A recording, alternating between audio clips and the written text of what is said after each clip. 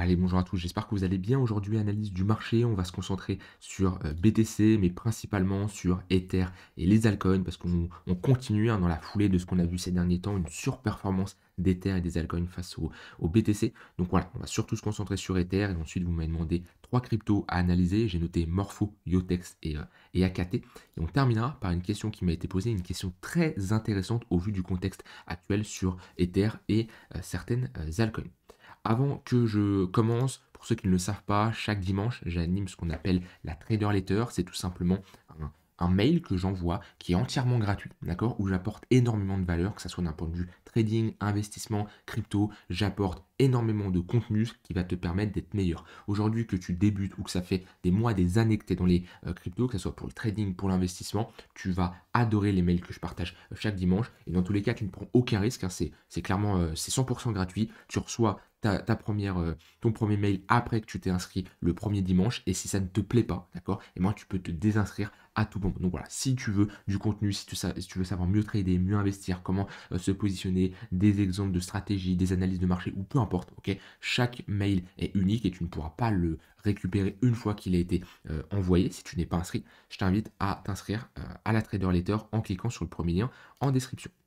Alors, je commence ici sur le BTC. Honnêtement, sur le BTC, ça va dans la même lignée de ce qu'on s'est dit hier. C'est pour ça que ça va aller assez vite. C'est qu'aujourd'hui, eh ben, je me concentre, que ce soit sur du court, moyen et long terme, beaucoup plus sur Ether et les altcoins. Pourquoi? Bah, comme je vous l'ai dit ces derniers temps, on a une surperformance de Ether face au Bitcoin. C'est une altcoin qui est beaucoup plus forte. Donc, pourquoi me concentrer sur le BTC alors que j'ai une crypto comme Ether qui est beaucoup plus forte? Donc, pour le moment, je reste bien sûr bullish sur le BTC sur du long terme, mais je préfère me concentrer sur une crypto qui fait sommet sur sommet, qui a des moyennes mobiles orientées à la hausse, hein, qui a un fort momentum. On voit la différence, hein. Hop, c'est assez simple à voir. Quand Ether prend plus 5% et un BTC ne bouge pas, ça nous montre qu'on a une surperformance qui est claire. Donc en plus sur BTC, on a quand même ici une clôture H4 que je n'aime pas trop, hein, dans le sens où on a été chercher la liquidité au-dessus de ce sommet-là. On a une mèche assez importante et ici une mèche qui représente plus de 50% de la bougie. Et on le voit bien ici, hein. On a clairement une réaction vendeuse, une prise de liquidité, réintégration. Donc voilà, on est toujours dans un range, ok, avec pour le moment des vendeurs qui se manifestent toujours au niveau de l'extrémité haute. Donc là, on est dans cette contraction, hein, qu'on a vue ces derniers temps, entre un tunnel 15 minutes qui fait office de support, hein, comme on a vu hier, où à chaque fois qu'on revient chercher ce 15 minutes, et ben c'est une bonne zone de localisation pour chercher des longues, hein. On témoigne ici le rejet qu'on a eu ici, le deuxième rejet qu'on a eu là.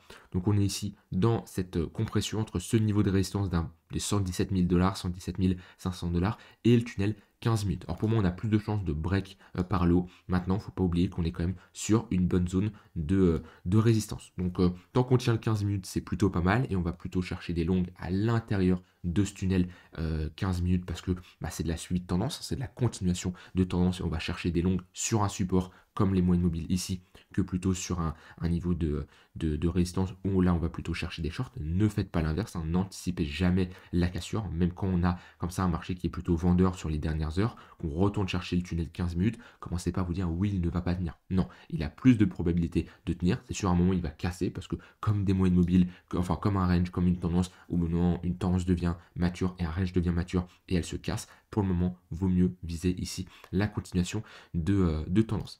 Et on a une bonne confluence, hein. Actuellement, on se trouve entre le tunnel 15 minutes et le point pivot daily. Et si on perd ce niveau-là, bon, ensuite il faudra surveiller le tunnel 1 heure vers les 115 800. On a toute cette zone qui est intéressante entre ce point pivot weekly, le tunnel H4, le tunnel 1 heure. On est sur les lows de ce range-là. Voilà, si on revient chercher globalement les 115, ça peut être une bonne zone de localisation.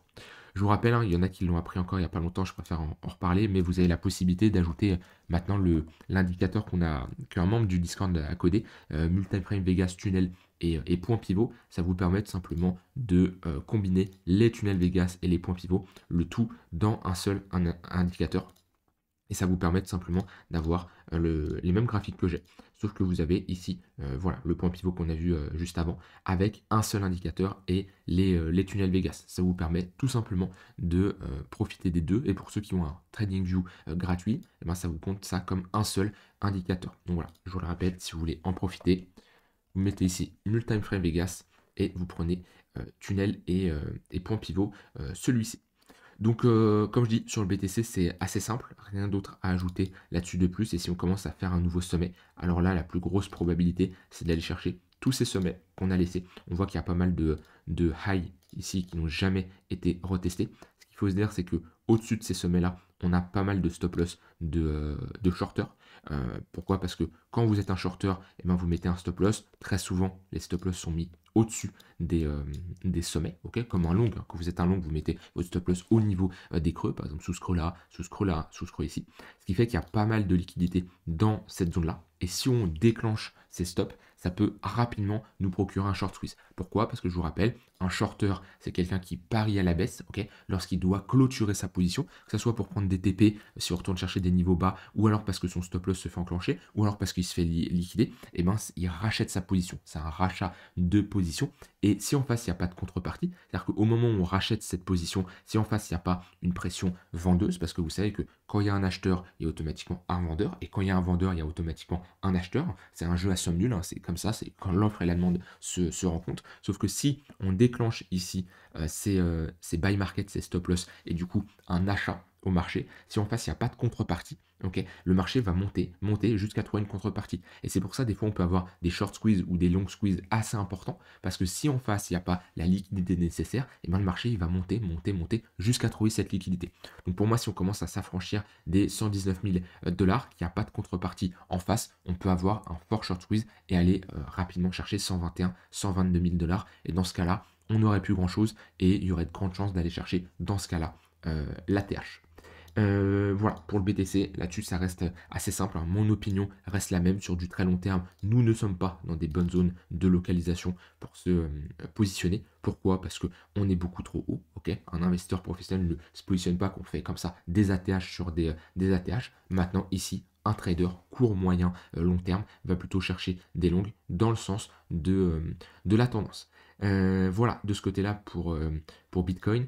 Au niveau d'Ether, très intéressant ce que nous fait Ether, il nous break les 4000 dollars. Voilà. Pour moi c'est direction la TH. Si on clôture comme ça en weekly demain soir, ok, on est samedi, donc une clôture weekly qui arrive dimanche soir, là, dans une journée 8 heures. Si on clôture comme ça, il y a plus rien pour moi, c'est direction la TH. On voit qu'en monthly, bon, on a le temps avant la clôture monthly, mais pareil, on serait sur une bonne clôture mensuelle. Donc honnêtement, pour moi, Ether est bien parti ici pour faire un nouvel ATH. On avait vu, hein, comme quoi on attirait la liquidité, là, enfin, on attirait le marché avec toute cette liquidité au niveau des 4000 dollars, qu'on pouvait y aller. Pour moi, c'était le scénario le plus envisageable, même si j'ai réduit mon exposition avant parce que j'estimais qu'on était sur un bon niveau. Je vais d'ailleurs rebondir après à une question qui m'a été posée par rapport à ça. Pour le moment, Ether, c'est magnifique ce qu'il est en train de faire. Il rattrape clairement son retard face au BTC. Et pour moi, ici, la prochaine étape, c'est la TH. Ok, et après la TH, et ben, c'est, comme je l'ai dit, les extensions de Fibo.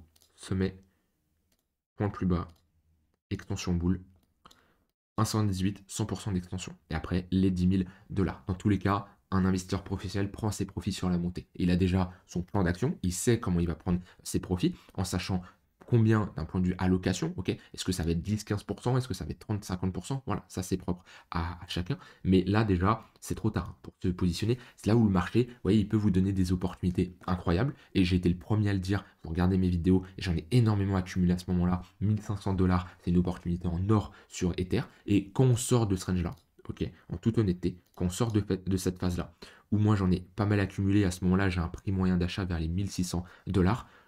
Dans ma tête, je me dis, c'est très très peu probable, voire presque impossible, qu'on retourne chercher des niveaux aussi bas. Pour moi, après un break concret d'une phase d'accumulation comme ça, pour moi, je me dis, c'est des creux ici qu'on ne reviendra jamais chercher.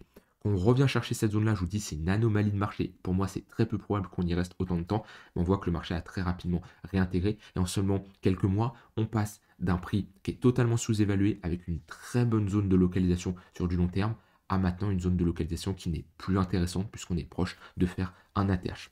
Le marché, c'est comme ça qu'il se comporte. Il vous donne des opportunités, il faut les saisir. Maintenant, oui, sur du long terme, hors de question, moi, je ne peux pas acheter un Ether à 4200 dollars. Même si je le vois aller faire un ATH et aller beaucoup plus haut, pour moi, ici, c'est pas une entrée professionnelle. En tout cas, on continue dans le sens de la tendance, comme je vous l'avais dit. Pullback tunnel 4 heures, c'était une bonne zone de localisation. Maintenant, c'est tout simplement le tunnel 3 minutes qui est de la tendance. Vous voyez, c'est magnifique, hein. c'est magnifique. Je le partageais encore tout à l'heure dans le Discord, quand on était, il me semble, à ce niveau-là. Voilà, c'est magnifique. On met des moyennes mobiles, et là, quelqu'un qui fait du scalping, qui fait de l'intraday, ça c'est magnifique à trader. Et vous voyez, je préfère trader un Ether qu'un BTC. Ether est beaucoup plus agréable à trader. Ok, on est dans un flux haussier, un momentum haussier, un bon pump là, et il n'y a pas 40 000 questions à se poser. Les replis dans les moyennes mobiles, 15 minutes ici, 3 minutes, c'est des opportunités pour se positionner. Ok. Et alors j'aime bien en général avoir des confluences de localisation comme les points pivots daily, par exemple. Si j'en ai pas, je peux quand même prendre des longues. C'est juste que j'ai plus de confiance dans le setup quand il y a une confluence. Mais vous voyez, ici on a un bon momentum. Tant qu'on tient le 3 minutes, bah, le plus probable c'est de continuer à tenir le 3 minutes et poursuivre notre dynamique. À un moment, ce 3 minutes va casser. Et bien dans ce cas-là, il faudra surveiller le pullback au niveau du tunnel 15 minutes. Donc voilà, on tient les moyennes mobiles. Pour le moment, il n'y a rien d'alarmant. Ouais, c'est un cas d'école, j'ai envie de dire, Ether. Euh, Tunnel 15 minutes qui fait office de support, on le perd, on revient chercher le 1 heure, on le tient, on repart, on le perd, le tunnel 4 heures, et on repart, et maintenant on refait exactement le même schéma. C'est un cas typique ici, mais en tout cas, ça fait plaisir parce qu'on a énormément travaillé Ether ensemble. C'est une crypto qui mérite en tout cas d'aller faire un nouvel ATH qui a été très longtemps sous-évalué. Et c'est là où on voit la psychologie de marché, hein. Quand tout le monde dit que c'est fini, quand tout le monde parle que Ether ne surperformera plus BTC, que c'est une altcoin qui est mort, eh ben c'est souvent là qu'on pose des bottoms, que ce soit ici sur la paire ETH ou également sur la paire ETH BTC. Voilà, pour moi ici, le bottom a été posé. Il y a très peu de chance qu'on retourne chercher ces creux ici. Et maintenant, voilà, c'est profiter du retracement pour avoir un Ether qui surperforme le BTC et revenir chercher pour ce cycle au moins à minima 0,382, voire les 0,618. Si ce n'est plus haut, mais en tout cas, moi, c'est les deux targets que j'ai à minima 0,382. Pour moi, il y a de très fortes probabilités qu'on y aille après ce type de pattern de retournement. Et un objectif réaliste, c'est de retourner ici les 0,618 de Fibo. Donc voilà, on continue d'accompagner le flux, on continue à trader Ether. Comme je dis, sur du long terme, bah, c'est trop tard, le train est parti. C'est pas pour ça qu'il n'y en aura pas d'autres, c'est juste que pour le moment, bah, vaut mieux ne pas rentrer dedans parce qu'on est beaucoup trop haut, selon moi. Et bah, c'est comme rentrer quand on est ici, vous voyez, c'est toujours compliqué de rentrer après un x2, x3, même aussi rapidement, alors qu'on passe de 1500 à 4002, aussi rapidement. Ouais, c'est pas une entrée professionnelle. Et je rebondis avec la question du jour. Pour moi, je vais y répondre maintenant parce qu'elle est très intéressante. Et je le comprends parce que j'ai été dans ce cas-là quand j'ai commencé à trader et à investir. Et je le comprends, d'accord, ce sentiment. Nico, j'ai une question psychologique et je ne pense pas être le seul. J'ai pris pas mal de profits sur Ether déjà. Aujourd'hui, il semble décoller. Et je me dis, si je n'avais pas pris de profit, j'aurais plus de gains aujourd'hui. Quand on réfléchit comme ça, c'est mettre en danger mon portefeuille pour la prochaine fois où je n'en prendrai pas. C'est tout à fait normal de penser comme ça, ok? Et alors, ça dépend. Si tu as fait 10-15 ans d'expérience, tu penses comme ça, là, va falloir revoir un peu, bien sûr, ta manière d'aborder les marchés. Mais moi aussi, quand j'ai commencé à trader, à investir, je pensais de cette manière-là.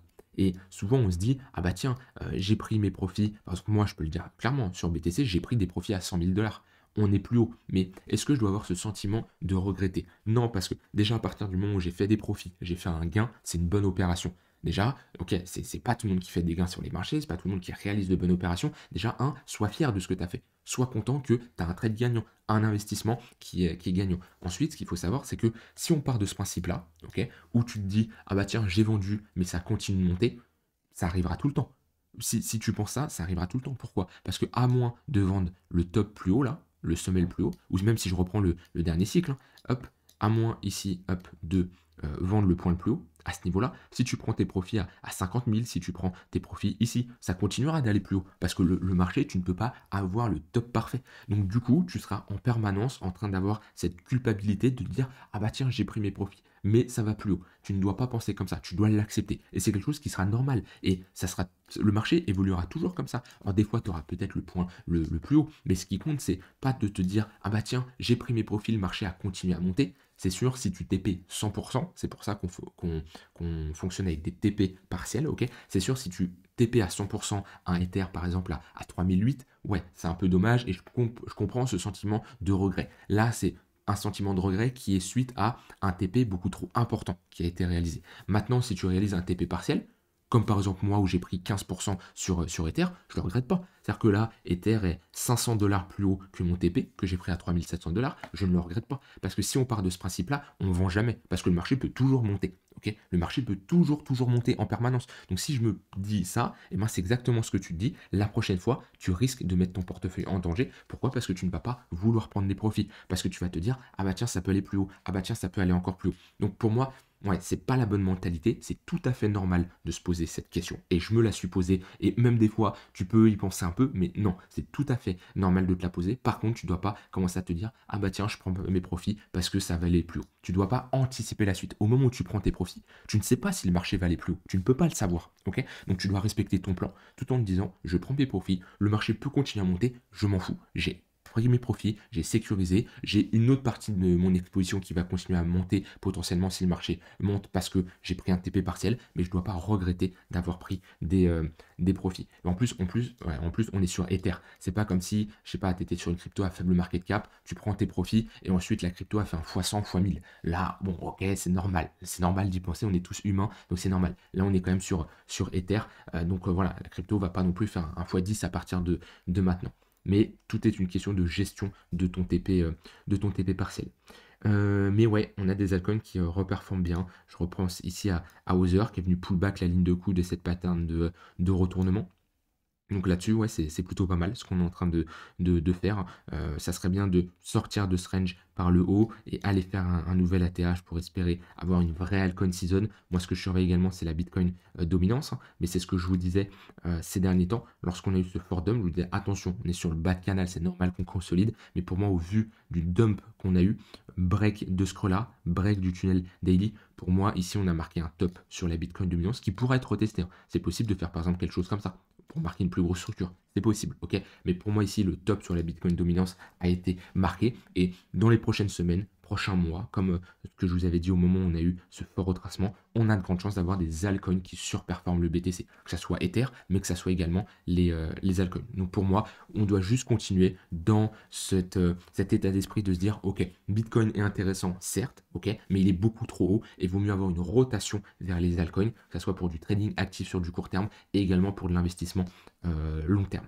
Et ouais, pour moi ici, on peut potentiellement revenir chercher du 50% de Bitcoin dominance avec un objectif. Honnêtement, revenir chercher les 48, ça serait pas surprenant. En combien de temps, je ne sais pas, mais avoir un top de marché, un retracement jusqu'au 48, oui. Parce que moi déjà, honnêtement, quand on était revenu chercher les 60%, si vous en souvenez, c'était pour moi un niveau où je m'attendais à un top de marché ici. Il y a eu un excès, je ne peux pas prédire au pourcentage près combien ça va être, mais tout ce qui a été au-dessus des 60%, j'avais le même discours, je vous disais pour moi c'est surévalué. Et j'arrivais pas à comprendre comment on pouvait avoir une dominance aussi importante de BTC. Je vous rappelle ici un BTC dominance, un BTC.D, ça vous permet de mesurer la dominance de Bitcoin, combien représente Bitcoin en pourcentage comparé à l'ensemble du crypto cap, de tout le market cap des cryptos.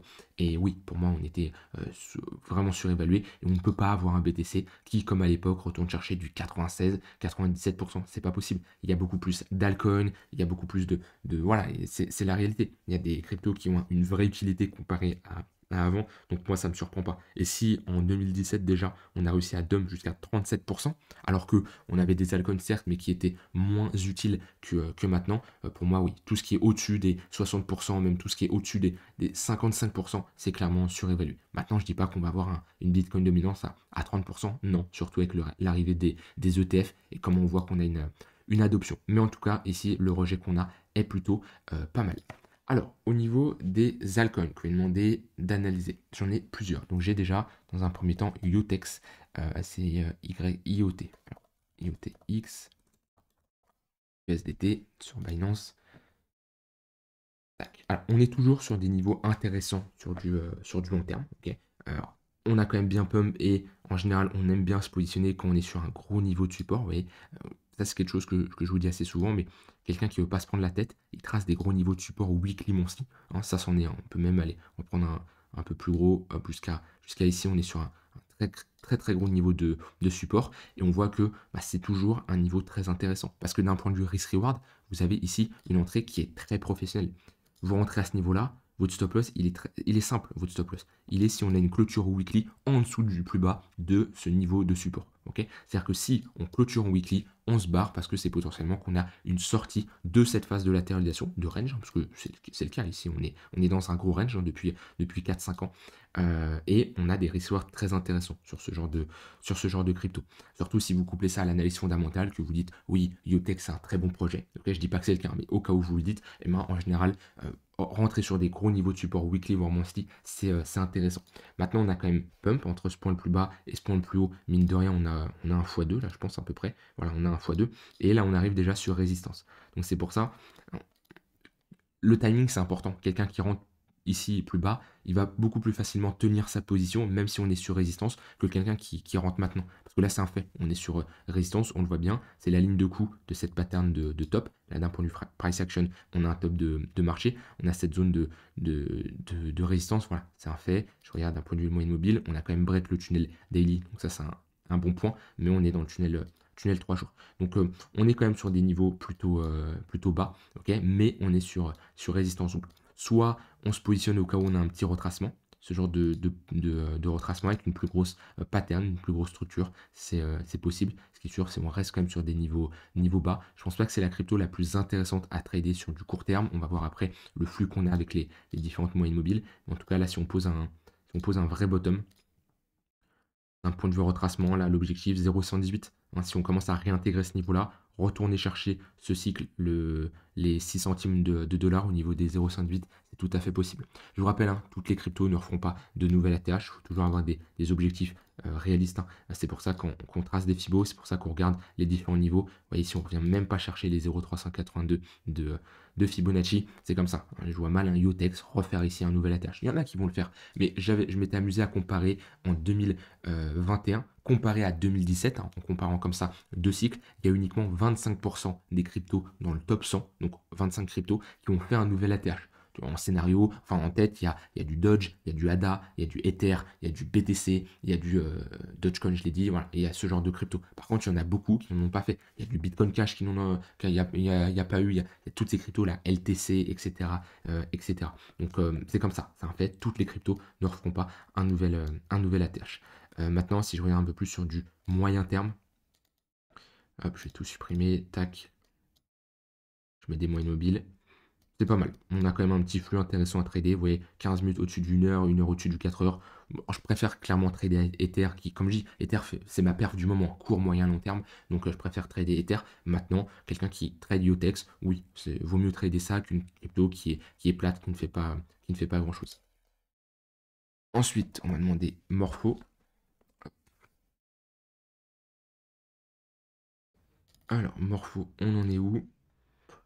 Alors, la chart elle est assez clean hein, sur Morpho. Bonne baisse ici. Quand on est dans ce genre de configuration, c'est quelque chose que vous m'entendez assez souvent répéter.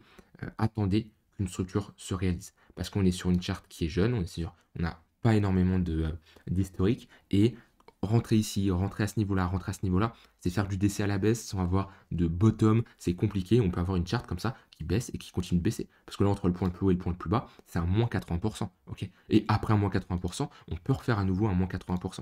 Et là, on a l'exemple parfait. Une personne qui attend, ok, qui préfère avoir une entrée peut-être un peu plus haute qu'ici, mais avoir de chance d'être sur un bottom. Là, on a un scénario typique. On a ici cette pattern de retournement, cette structure en W avec le creux, le sommet, le creux plus haut que le précédent, ici le break, et on voit qu'on vient pull back la ligne de coup. Ça, c'est une entrée professionnelle. Et là, on a une preuve que, ok, on a la demande qui est supérieure à l'offre sur Morpho dans cette zone-là. Ce qui vous donne un point de repère. Ça vous donne une invalidation. Déjà, vous savez où sortir au cas où on break. Et vous savez que dans cette zone-là, les acheteurs dominent. Donc, ouais, c'est plutôt pas mal ce qu'on fait. On est venu pullback la ligne de coup. Et là, déjà, on peut se donner comme objectif de revisiter les 0,618 de Fibo.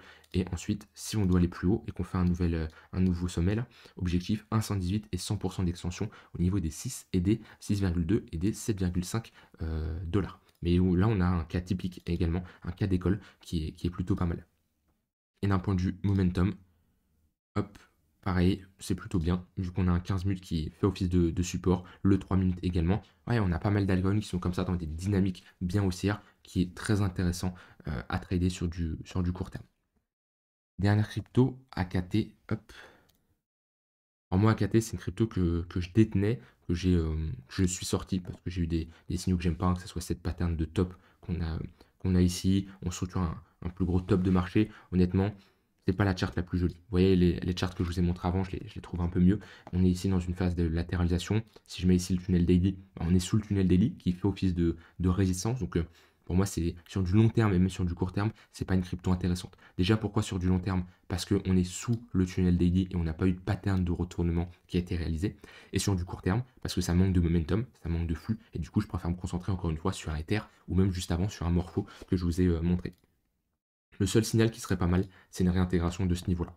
Break de ce plus haut, validation d'une pattern de retournement, réintégration de ce niveau de résistance qui ferait ensuite office de support. C'est le seul signal que je vois ici sur Akash Network. Tant qu'on n'a pas ça, pour moi, on reste dans un flux baissier et c'est pas une crypto intéressante. Si par contre on a une réintégration, ok, dans ce cas-là, on peut revisiter ici un objectif, ce sommet-là. Mais pour le moment, c'est beaucoup trop juste pour parler de bottom. Voilà, j'ai dit ce que j'avais envie de dire. On continuera de faire le taf à surveiller Ether et les altcoins. Je vous rappelle, si vous voulez profiter ici de la Trader Letter, vous pouvez cliquer sur le premier lien en description pour vous inscrire. Je vous souhaite une très bonne soirée et je vous dis à demain pour une prochaine vidéo. Bye bye.